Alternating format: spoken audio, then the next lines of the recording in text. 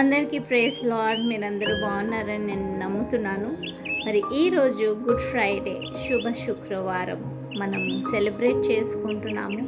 మరి ఈరోజు యేసు ప్రభువారు సిలువ మీద మన కోసం, మన పాపము నిమిత్తము ఆయన తను తాను బలిగా ఇచ్చి మరి మన ప్రాణాన్ని రక్షించడం కొరకు, మన ఆత్మలను రక్షించడం కొరకు, ఆయన పరలోకానికి చేర్చుకోవడం కొరకు, నిత్య నరకం నుండి తప్పించడం కొరకు, మరణపు ముళ్ళును విరచివేసిన ఆ గొప్ప దేవుడు యేసు ప్రభువారు ఆయన మనిషి రూపంలో వచ్చి మన కొరకు, మన పాపము నిమిత్తము పోరాడి మరి మన కొరకు ఆ స్వర్గాన్ని సిద్ధపరిచారు. మనిషి రూపంలో ఉన్నప్పుడు ఆయనలో ఎలాంటి పాపము లేదు. ఆయన ఎలాంటి శోధనకు గురి కాలేదు.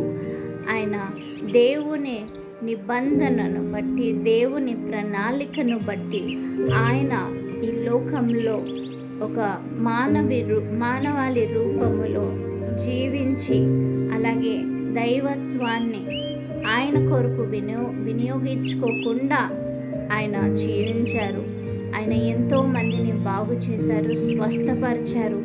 ఎంతోమందిని ఆయన సరైన మార్గంలో, నీతి మార్గంలో నడిపించడం అనేది జరిగింది.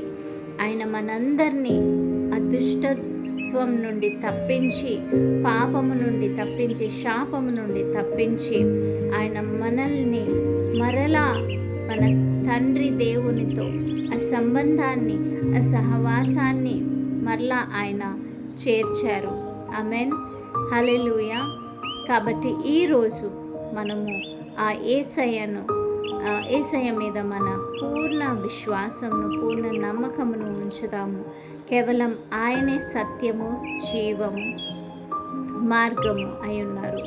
He is everything for us. Amen. కాబట్టి ఆయనను మనం సేవిద్దాము, ఆయనను మనం ప్రేమిద్దాము, ఆయన కొరకు మనం జీవిద్దాము. ఆయనే మనకు మార్గమై ఉన్నారు. మార్గము, సత్యము, జీవము. ఆమెన్.